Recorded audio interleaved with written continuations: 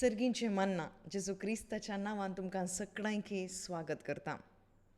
देवाची उतरां आज आमी आमच्या काळजाक स्विकार करया. देवाचें उतर कशें एक बी एका भुमींत पडून कशें तें एक पाले येता तें थंयसर पाल्योवन तें फळ दिता. तशेंच देवाचें उतारी आमच्या जिवितांत आमच्या काळजाच्या त्या एका भुमींत पडून तें एक वाडून तें एक जड जावन थंयसर फळ दिवंक शकता. खंयचेंय व्यर्थ जावन वचना.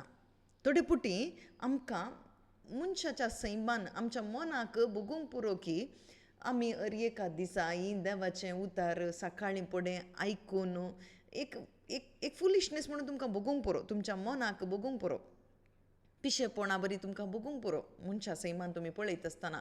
पूण संवसाराच्या दिश्टीन आमी पळयत आसतना हें पिशेपणा बरीच करेक्ट, पूण हें एक पिशेपण न्ही. हेंच भावार्थ जावन आसा, होच एक भावार्थ जावन आसा. This is faith. आमी न्हीज जावन देवाचें उतार आयकुचें भावार्था वरवीं आमी सकाळीं फुडें उठून हीं उतरां आमी आयकूंक हांगासर जमल्या, हांगासर बसल्या आमी राखून आसां. कित्याक म्हळ्यार आमकां भावार्थ आसले वरवीं देव म्हज्या लागीं उलयता, देव आयच्या दिसा म्हज्या लागीं उलयता. आनी तीं उतरां म्हज्या आयच्या ह्या पयणाक बळ दितात, ह्या म्हज्या आत्मीक जिणेक ती बळ दितात म्हणलो तसलो भावार्थ आसले वरवीं आमी हीं उतरां आज आयकून आसां.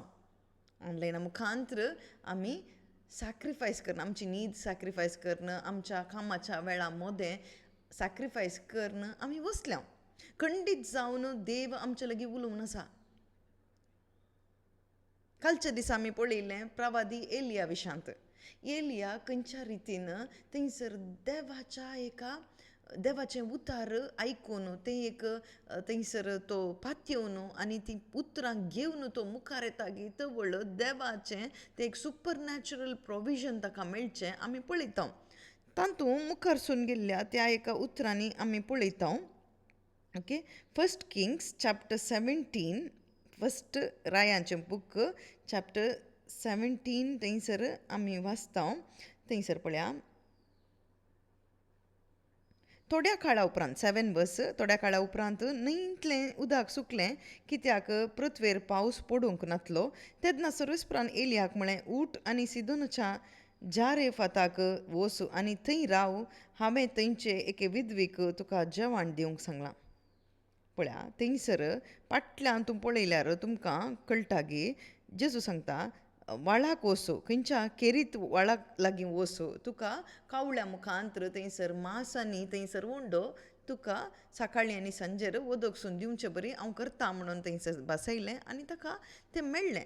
आतां व्हाळा लागीं कितें जालें, उदक थंयसर सुकलें आनी परत जेजू थंयसर देव ताका सांगता की तूं हांगा थावन उठ म्हणटा. थोड्या काळा उपरांत न्हंयतलें उदक सुकलें आनी खंय वचूंक सांगलें, थंयसर जारेफात म्हणल्यार त्या गांवाक वच म्हूण सांगता. उठ आनी सिदोनाच्या जारेफाताक वच आनी थंय राव, हांवें थंयचे एके विधवेक तुका जेवण दिवंक सांगलां. तो भायर सरलो आनी जारेफाताक गेलो.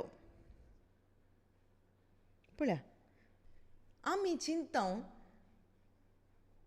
आमच्या मनशाच्या सैमान हांगा उदक थंयसर सुकलें, उदक सुकलां आनी म्हाका खंय ओपन उरता, बरें उदक आसचे कडेन थंयसर आपूण उरता कोण ना, हांवें उतार थंयसर पाडलां देखून म्हाका एक बेटर जाग्याक व्हरूंक पुरो म्हणून तो आमी चिंता.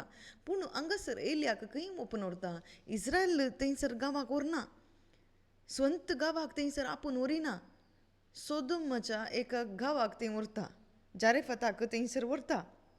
थंय पोशण करूंक कोणाक देवान आज्ञा दिल्या म्हणटा, एका विधवीक आज्ञा दिल्या म्हणटा. पातयूंक जाता की, एक्सेप्ट करूंक आमकां जाता की. थोडे पुटी देवाची आलोचना आमकां थंयसर आयकूंक तें अर्थ करूंक आमकां कश जाता. विथ आवर ह्युमन विजडम, आमच्या मनशाच्या सैमांत देवाची आलोचना स्विकार करूंक, आमकां अनुसरण करूंक आमकां मस्त कश्ट जाता. देखूनच देवाचें उतर देवाच्या आत्म्यान दिवची आलोचना आमी त्या विशयांत चिंतूंक कुतून वचो we should never calculate God's thoughts in our tiny little brain it's beyond that you cannot do it you will not find the right answer if you calculate God's thoughts in your own way or your own wisdom because the word of God says in 1 Corinthians 1:25 देवाचें उतर सांगता फर्स्ट 1:25 थंयसर सांगता काडी आमी 1 कोरिंतांक 1:25 थंयसर सांगता पळया कित्याक जें कितें देवाची पिसाय म्हूण दिसता तें मनशाचे जाणवाये प्रास उत्तम पळया आमकां कितें दिसता एक कावळ्यान थंयसर मांस हाडून दिवचें थंयसर उंडो हाडून दिवचें फुलिशनेस थंयसर जारेफाताच्या गांवाक वच थंय विधवीक सांगलां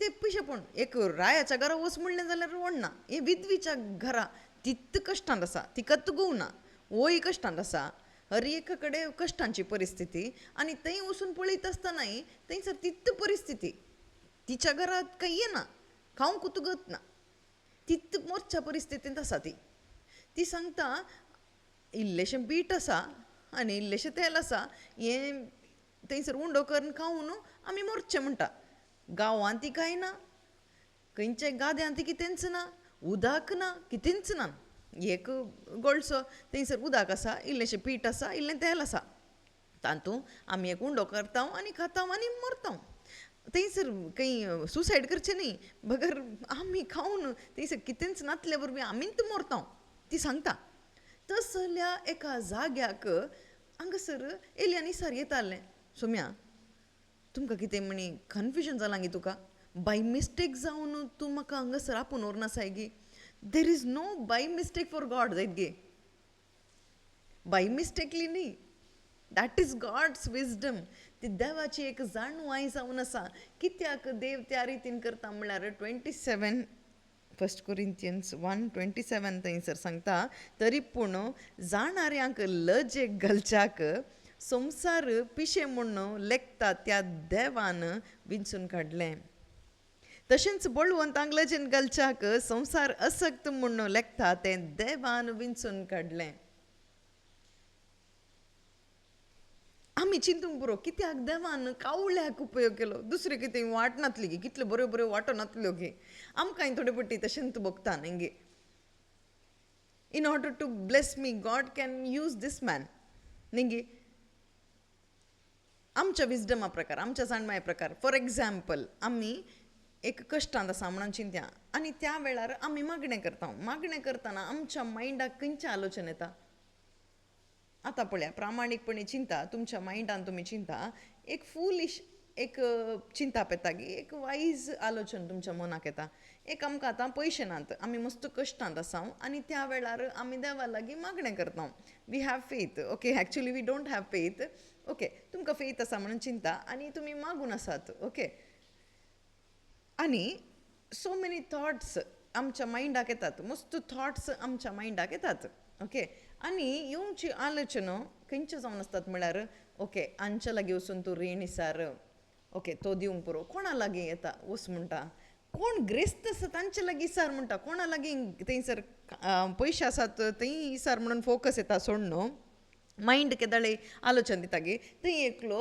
वाटे देगेन भिकारी बसला आनी त्या एका भिकारी लागीं वचून इसार म्हणून थंयसर सफिशियंट तुका पयशे मेळटा म्हणून तुज्या मायंडाक खंयची म्हणी आलोचना आयल्या गे ती येवंकी येना आनी ते तसले चिंतापी आमच्या मोतींत येना आमकां बाबाडटना ना आमी मागणें करनासा आमचें मायंड फोकस खंय येता म्हळ्यार फुल्ल कंप्लीट म्हज्या लागीं थंयसर पयशे नात आनी पयशे आसल्यांच्या पैकी कोण बेस्ट म्हणली आलोचना आमच्या मनांत येता हू कॅन गिव कोणा वरवीं हें दिवंक साध्य एक इगर्ज बांदीचे वा एक बिल्डींग बांदीचे वा आमी कोणाक लागीं इसारता कोणी नातल्या कडेन इसारता कितेंच नातल्या कडेन आमी मागणें करन फस्ट इसारचें कोणाक ओके ह्या तूं कोण निज ग्रेस्त आसात तांचे लागीं फस्ट आमी कॉन्टेक्ट करता ओके एक आलोचन आसा पळया तुमकां दिवयेत गी पळया म्हणून आमी तांचे लागीं विचारता देवान दाखयल्या लागीं इसारना बगर आमी कोणा लागीं इसारचें ओके वो ग्रेस्त आसा ओके कोण दिता म्हणून गोत आसा तांचे लागी आमी विसरता दॅट इज ह्युमन विजडम ताका एक कॉमन सेन्स आसा न्ही गे पूण कावळ्ळो थंयसर एक जेवण दिता म्हणून थंयसर एक कॉमन सेन्स आसा गे that is nonsense actually तशेंच थंयसर उदक खाली जालां खावंक थंयसर कितेंच ना आनी देव आमकां ताका धाडून आसा थंयसर एका विधवेच्या घरा त्या मरणाच्या परिस्थितींत आसा तसल्या जाग्याक देव थंयसर वचूं थंयसर खावन आरामार राव म्हणून धाडटा येता पळय do you think that is wisdom that is foolishness but God's foolishness is wiser than human wisdom. God's weakness is mightier than human strength. देवाची सकत देवाची दुर्बळकाय मनशाच्या जाणवायच्या की श्रेष्ठ जावन आसा ते आमकां अर्थ जायना without Holy Spirit you cannot understand God's wisdom We think it is foolishness until we receive the Holy Spirit. We think it is a foolishness only. Whatever God does, we think it is foolishness. But without the help of Holy Spirit, we can discern. This is not foolishness. This is God. देवाचें काम हें देवाचें काम म्हणून आमकां ओपून काणयोंक पवित्रत्म्याची ती कुमोक आमकां जाय पवित्रत्म्याच्या कुमकेन आमकां तें अर्थ करूंक जाता नाजाल्यार आमकां देवाचें काम ओपून काणयोंक साध्यच ना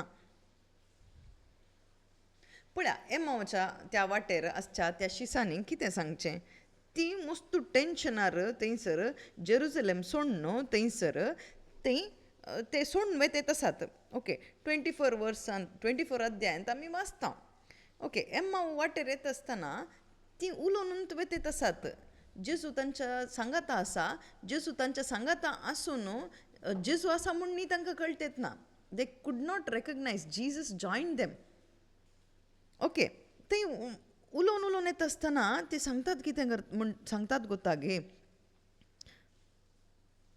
पळया आमी अशें चिंतलें आमी जेजू विशांत ओके जेजू येवन आमकां थंयसर इज्रायला थावन थंय आमकां सोडयता इज्रायलाक सोडयता ओके 21 थंयसर वर्स ओके पूण इज्रायल परजेक सोडवून हाडटलो तो हस्स म्हणून आमी बरो वचून आसल्या इतलेंच न्ही आनी आतां हें सगळें घडून आज 3 दीस जाले पळय हांगासर तांणी चिंतलें कितें इज्रायल परजेक सोडवून हाडटलो म्हणून आमी बरो वचून रावुल्ल्या ओके ताच्या सांगात आसल्या ताणें कितें सांगलें तें आमी केलें कित्याक म्हळ्यार एक दीस आमकां तो रोमाघरांच्या त्या एका आळविकेत तावन त्या गुलामपणांत तावन त्या एका टॉर्चरांत तावन आमकां तो थंयसर सोडयता खंयच्या रितीन इज्रायल लोकांक थंयसर इजिप्टाच्या गुलामपणांत तावन मोइजेन थंयसर सोडवून दिवन भायर हाडलें गे कशें फिलिस्टीच्या त्या एका हातांत तावन थंयसर दाविदान सोडयलें गे तशेंच दावीद असो पूत जावन असो ओय थंयसर प्रवादन आसा आमकांय तो राखता म्हणून अकॉर्डिंग टू प्रॉफेसी वी थॉट आमी पातयल्ल्या एक बरो वसो दवरनासल्या ओ एकलो इज्रायला तावन आमकां थंयसर सोडवून रोमाघरा तावन आमकां सोडयता म्हणून आमकां तो राखून आसल्या आमी राखून आसल्या आमी सुखान शांतीन जियेत म्हणून आमी चिंतून आसल्या आतां पळयल्या तोत्तू मेलो मस्त अद्भुतां केलीं व्हडलें प्रिचींग ताणें केलें बोधन केलें हें सकट पळोवन आमी पातयल्या अद्भुतां पळोवन आमी पातयल्या ताचें उतर आयकून आमी पातयल्या कितें आमी पातयल्या रोमाघरा तावन आमकां वत्त सोडयता म्हणून आमी थंय पातयल्या मेल्ल्या लाजराक ताणें थंयसर उठयलां जाल्या उपरांत खंडीत तो रोमाघराक तावन आमकां सोडयता रोमाघरांक थंयसर तें पळय वाऱ्यांनी थंयसर उदक शांत केल्लो तो थंयसर ह्या रोमाघरांक चलून येसना गे तसलें एक आलोचन आमी चिंतलें तें पातयल्लें सांगत आसलें शिस तेंच पातयल्लें खंय तावन राखता म्हणून पातका तावन न्ही ताणें चिंतलें रोमाघरा तावन आमकां सोडयता रोमाघरात सोडून आमकां व्हडलें एक राज्य तो बांदून दिता, आमच्या मदें एकलो उजव्याक दाव्याक बसता आनी आमी संतोशान सुखान सोलोमना बरी कशें आसलें न्ही तें तशें आमकां जिवंक जाता म्हणून आमी चिंतलें. पूण आतां ताका धरून व्हरून शिलूब थंयसर कुर्साक व्हरून मारन थंयसर मॉर्न ताचें जालां. आनी तिसरे दिसा जिवन जाता म्हणलें. आतां थंयसर सकाळीं उठून थंयसर टोटल कन्फ्युजन केलें. थंय पळयतना समाधीन थंयसर बॉडी ना म्हणून सांगून आसात. वय म्हणटा तिसरे दिसा हांव जिवन जाता म्हणून कितें तो भूत जालो कोण ना. तसलें थिंकींग पॅटर्न ह्या शिसांचें. आमी कितें सांगता, आमी आमची आलोचनी तशीच. देव ह्या वर्सा पावस दितात, सकट बऱ्या रितीन येता तसा बरें एक पावस येवंक पुरो, बरें बेळें येवंक पुरो. खंडीत जावन एक बिझनेसाक आमी हात घाला, कश्टांच्या वेळार एक बिझनेसाक आमी हात घाला, खंडीत जावन देव आमकां उबारतात. कितल्या जाणांक वयर उबारलां, तशेंच आमकांय थंय खंडीत वयर उबारताच म्हणून त्याच रितीन आमी त्या कॅल्क्युलेशनांत मानुशीक रितीन आमी लेग घालन आसा. ह्या शिसांनी तेंच केलें. 3.5 वर्सां जेसू सांगाता तें आसलें, जेसूची अद्भुतां तांणी पळयल्लें, जेसूचें बोधन तांणी आयकल्लें. What is lacking in them? They are with Jesus, physically ते आसात. They heard the word of Jesus, जेसू क्रिस्ताची उतरां तांणी आयकलें. दे सॉ मिराकल्स, अद्भुत तांणी पळयलें. But they fail to understand him. They failed to understand the great plan of salvation. देवाचें श्रेष्ठ सोडवणेचें काम, तें अर्थ करचें तांणी थंयसर तें अर्थ करूंक तांकां जावना. ते सलवले. जेसू क्रिस्ताचें बोधन तांकां अर्थ जावना. आयकलें मात्र तांकां अर्थ जालें, तांच्या रितीन मात्र तांकां अर्थ जालें. What was lacking? तांचें उणेपण कितें आसलें? तांचें तें पवित्र आत्म्याचें उणेपण आसलें. केदळा पवित्र आत्म्याक तांणी घेतलें गी. ॲक्ट्स 2 आमी पळयता न्ही पवित्र हें दमदताची कृत्यां पुस्तकांत चॅप्टर 2 थंयसर तांकां कळलें की जेसू क्रिस्त कोण, जेसूचें योजन कितें, जेसू कित्याक आयलो म्हणून अर्थ जालें, अद्भुत पुरा कित्याक केल्लें म्हणून तांकां कळलें. Then they were set free. देखूनच उतार सांगता, खंयसर देवाचें उतार आसा गी थंयसर सोडवण आसा. Where there is spirit of God there is liberty. So देवाचो आत्मो ना जाल्यार no liberty. Bondage, confusion, tension, anxiety, worries. Even though we are Christians, we might have seen many miracles, but we don't have faith. आमी जायती अद्भुतां पळयल्यान जावं पुरो उतरांक उत्ता आसात आमकां all these are fine, but एक फ्रीडम आमच्या भितर ना. एक भें आसा, टेन्शन आसा, आतंक आसा. कित्याक म्हळ्यार देवाच्या आत्म्याचे थंयसर हाजारपण आमकां मेळटेत ना. आमी तें खाण घेतेत ना. देव दिवनूच आसा, बट वी आर नॉट रिसिवींग इट. त्या परिस्थितींत कितलीं जाणां थंयसर क्रिस्तांवां जिवन आसात. आमी आमच्याच एका आलोचनांत आमी आसा. आमचें तें कॅल्क्युलेशन आमच्या लेखाक केदाळे बरेंच न्ही. तें बरेंच जावन आसता न्ही.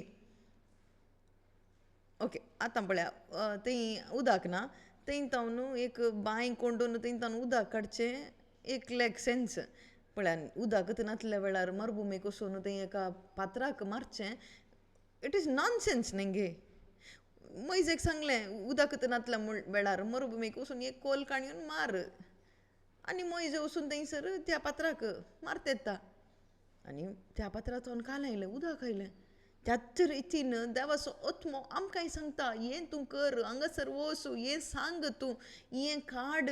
हें सांगता आसतना आमकां भोगता खंडीत जावन हें केल्यार मस्त कश्ट न्ही, नश्ट न्ही.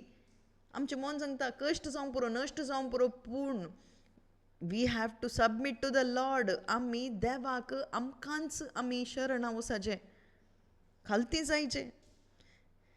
कानान देशाच्या काजारांत माटवांत कितें जालें? जोम्सा चॅप्टर 2 थंयसर कितें जालें? वायन खाली जालो, दाकारोस खाली जालो, सेवकांक आपयलें. थंयसर सेवकांक कितें सांगलें? तुमी थंयसर पांय तुमच्या त्या एका बान्यांनी कितें घाला? पांय धुवंक दवरलें. पाय दुंग दवरल्या त्या एका मांड्यांनी थंयसर उदक घाला म्हणटा. ओके, फर्स्ट स्टेप ओके, उदक घालचें ओके. ओके, थंयसर दाखा रोस खाली जाल्ल्या की आनी भायर पाय दुंग दवरल्या बान्यांक की खंयचेय म्हणी संबंद आसा गी, आमी जर तर आसल्यां जाल्यार आमी थिंक करतले संबंदच ना. It is foolishness. हें एक पिशेपण म्हूण आमकां भोगतलें. तें कितें सांगलें, तुमी बोरा म्हूण सांगलें, तुमी उदक बोरा. थंयसर कितें सांगलें, तांणी भरलें उदक भरलें.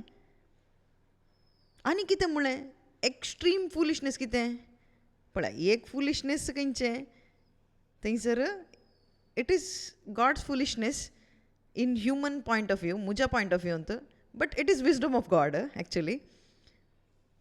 एक खंयचें एक मुर्खपण म्हळ्यार आनी एक मुर्खपण कितें म्हळ्यार आतां तांतले थोडे काडा आनी जेवणाच्या कारब्या सरशीन व्हरा म्हणटा.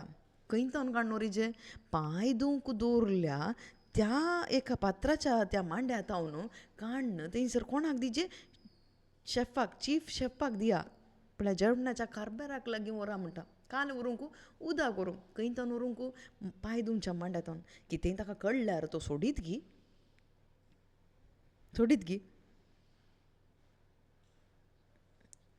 पळया थंयसर वायन आसूं, वायनाची टेस्ट पळय म्हणून वन दितना आंकांक उत्ता न्ही जावन तें एक ओके तें कितें म्हणी तें तांकां गोत्त आसलें जाल्यार ओके दाकाचो रोस म्हणून काण घेवन तांकां खंय गुत्तू नासतना तांकां दिलें जाल्यार तांकां ओके तांणी दिवं येतालें.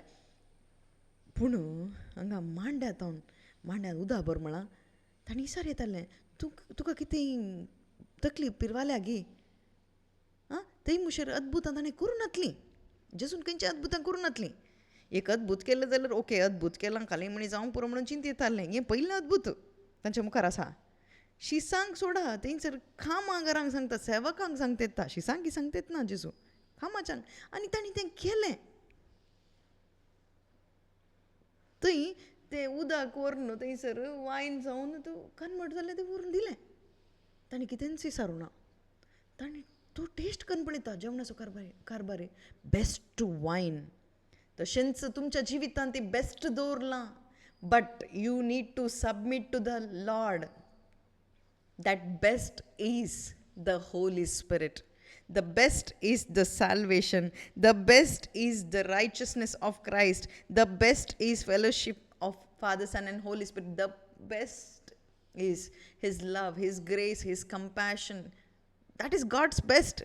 कितलें जण बेस्ट आसचें तें एक्सपिरियन्स करनातलीं क्रिस्तांव आसात because they are using their own brain, the own wisdom, the own way in their prayer, in their Christian life.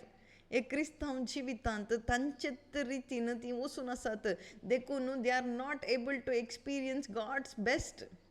What is God's best is God's best is God himself, Holy Spirit. God's best is his righteousness. देवाचें best कितें म्हळ्यार ताचें नितीवनपण, ताचो आत्मो, ताणें दिल्लें तें सस्नीक जिवीत, रक्षण, तें सोडवून, दॅट एडॉप्शन, हें सगळें गॉड्स बेस्ट जावन आसा. पूण आमच्या जिवितांत हें गॉड्स बेस्ट आमी एज क्रिश्चन्स आर वी एक्सपिरियन्सींग दीस? आमच्या विशयान आमी चिंत्या, तुमच्या विशयान तुमी चिंता. थोडे सांगतात न्ही गे आज आमी मागणें केल्ल्याक आमकां बेस्ट एक कार मेळ्ळें, पेट्रोल ना जाल्यार थंयसर रावता, पंक्चर जाल्यार थंयच रावता, एक्सिडेंट जाल्यार भितर दवरचें पडात. हाऊ कॅन यू से बेस्ट, गॉड्स बेस्ट न्ही गे? आमकां बेस्ट एक घर मेळ्ळें, बेस्ट बिजनस मेळ्ळें, बेस्ट हें घोव, बेस्ट बायल, थंयसर ताप आयल्यार न्हिदता न्ही गे? ह्या संवसारांत खंयचें दी बेस्ट म्हणलें खंयचें ना. देखून देवान थंयसर सर्गांत आमकां दिवचें. What ever comes from above is the best. And Jesus says I am the bread came from above, I am the best came from above. All good things come from above. James chapter 1 verse 17 थंयसर सांगता all good things बापा तावन तें देवून येता. खंयचें येता? सगळें बरें येता. कार खंय तावन येता? भुमी तावन. गोव कैतोन भुमितोन भुरगीं कैतोन भुमितोन घर कैतोन भुमितावनूच येवचें पयशे कैतोन येवचे भुमितावनूच येवचें हें सकट हांगासर मेळटा ह्या संवसारांत ह्या मनशांतावन मेळटा पूण उत्तम दान दी बेस्ट येवचें वयर थावन सर्गींतावन आनी तें रिसीव करीचें जाल्यार म्हज्या भितर फेथ जायचें दुसरें खंयचेंय नाका वी नीड फेथ फेथ दोन रितीचे आसा एक मनशान थंयसर ह्युमन फेथ आसा मनशाचो फेथ ओके दुसरो आसा गॉड गिवन फेथ देवान दिवचो एक फेथ आसा भावार्थ आसा तो कसो दिता थ्रू दीस मन्ना ताच्या उतरां मुखांत्र तो दिता every day what God is creating in you is the faith every day through मुंजाने मन्ना म्हळ्यार सकाळींचें मन्ना थावन God is creating faith in you कितलो बरो देव जावन आसा पळय देव कितलो बरो देव कितलो आमचो मोग करता पळय एका दिसा देव कितें करता म्हळ्यार हांगासर आमकां आपोवन हाडून बसोवन थंयसर आमकां एक फुलिशनेस म्हूण आमकां बगूंक पुरो but one day you will see the result okay केदोळा मेळटा आमकां गुर्तुना every day we can experience without our knowledge we are experiencing आमकां गोत्तू नासतना कळीत नासतना आमी नीज जावन आयकत आसतना आमी आयकून बरयतना वाचतना खंडीत जावन आमी तें कितें करतात आसा आमी देवाचें उतर आयकून आसा हें तक्षण तुमकां कितें सेन्स जावचें ना पूण through that God is doing something supernatural in you तुजें थंय करता he is creating faith in you and by that faith only you are surviving तूं त्या बावार्था वरवीं तूं जीवन आसाय विदावट आर नॉलेज आमकां गळीत नासतनाच आमच्या समजणेक हें नासतना बेश्टें न्ही देवाच्या राजांत बेश्टें म्हणलें वर्ड ना वेस्ट म्हणलें वर्ड ना देव बेश्टें खंयचेंय करिना देखूनच देवाचें उतार सांगता पवित्र पुस्तकांत आसचें एक थंयसर ती तिबो जावन दी थंयसर तो व्यर्थ न्ही म्हणटा म्हळ्यार एक लेटरान आसो तो एक थंयसर तिबो सोमेत तिब्याक अर्थ आसा खंय चुक्के म्हणटात ओके तर तुमी चिंतून पळया देवाच्या सृश्टेंत देवाच्या कामांत कितलीं कितलीं कामां ताणें केल्यांत खंयचीं खंयचीं उतरां आसात एका तिब्याक थंयसर मोल आसाचें जाल्यार तर देवाच्या थंयसर उतरांक कितलें मोल आसूंक पुरो इमॅजीन केल्यार खंडीत जावन आमकां तें मेळटा गी एका तिब्याक कालें मिनींग आसा एका कोमाक कालें मिनींग आसा म्हणटा देव तर एक वर्स एक चॅप्टर एक बूक एक इन्सिडेंट ताका तर कितलो अर्थ आसूंक पुरो कितली सकत आसूंक पुरो न्ही आमच्या मनशाच्या जाणवायन खंयचीय आमी काण घेवन वचो मोगाच्या भाव भयणीनो ह्या मायंडाक झिरो करा मायंड झिरो करा यू वील बी हिरो एलियान वा प्रॉफिट्स प्रवाद्यांनी हर एका प्रवाद्यांनी वा थंयसर forefathers they made themselves zero कित्याक म्हळ्यार तांचें मायंड झिरो जालें okay so God made them heroes of faith okay अर्ज तागी केदाळा आमी ह्या संवसाराच्या जाणवायक आमी झिरो करता म्हणून आमचें मायंड देवाचें जाणवाय आमचें थंय येता आनी through that he makes us heroes of faith आमकां भावार्थाचे हिरो करता जायते थंयसर उदाहरणां आसात बायबलांत तुमकां थंयसर म्हणटा आब्रामीक जाकोब इजाक जायते जाण आसात ते न्ही आसतना थंयसर नव्या सोल्ल्यान ती आमकां मेळटा ओके हांगासर फर्स्ट किंग्सांत आमी पळयत आसतना एलिया आसा हांगा 17 तो मुर्खपण but God made him great hero of faith example of faith आज आमी आवय बापय आमी आमच्या भुरग्यांक नीज एक हिरो जायचे भावार्थाची हिरो जायचे खंडीत जावन आमी हिरो जायचे जाल्यार झिरो जायचे जाल्यार देवाचें उतार घेवन त्या भावार्था वरवीं मात्र तें साध्य ओके मागीर आमी मोगाळा बापा आयच्या दिसात सकाळीं तुवें दिल्ल्या ह्या सताच्या उतरां पासून तुका आमी अर्घां दिता बापा तुजी आलोचन कितली उन्नत जावन आसा सोम्या कितली श्रेश्ठ जावन आसा बापा कितली मोलादीक जावन आसा बापा पूण सोम्या कितलेशे पोटी सोम्या मानसीक रितीन आमी चिंतलां सोम्या मानसीक रितीन आमी हर एक मेजलां सोम्या जेजू लेख केलां सोम्या तुजीं उतरां सोमेत बापा तुजीं कामां सोमेत बापा आमच्या स्वंत बुदवंत कांयत आमी लेखाक काण गेल्यान सोम्या आमकां बक्षीस सोम्या जेजू तुजी उतरां सोम्या हांवें खंयच्याय रितीन बापा लेखाक काणगे नासतना ती तशींच अनुसरण करूंक जाय जाल्ली कृपा आमकां तूं जोड दी सोम्या जेसू पवित्र आत्म्या आमकां तुजें बळ दी बापा आमकां तुजी कृपा दी पवित्र आत्म्या to obey the word of God देवाचे उतार पाळूंक हर एका घडये त्याच घडये खंयचें एक हेजिटेशन करनासतना हर एक कन्फ्युजन नासतना बापा तें स्विकार करूंक आमकां मोन दी सोम्या तुजी कृपा दी बापा तुजें बळ जाय पवित्र आत्म्या जर तर तुजें बळ ना जाल्यार आमकां करूंक साध्य ना बापा आयच्या दिसा आमकां ग्रेस कृपा दी पवित्र आत्म्या जेजू क्रिस्ताच्या नांवान आमी हें मागणें करता आमेन जेजू क्रिस्त सामसो सोमी आतां आनी सदांच सर्वदां जेजू क्रिस्त सामसो सोमी कित्याक राजवटकी पदवी आनी महिमा तुजी ससनाच्या ससनाक आमेन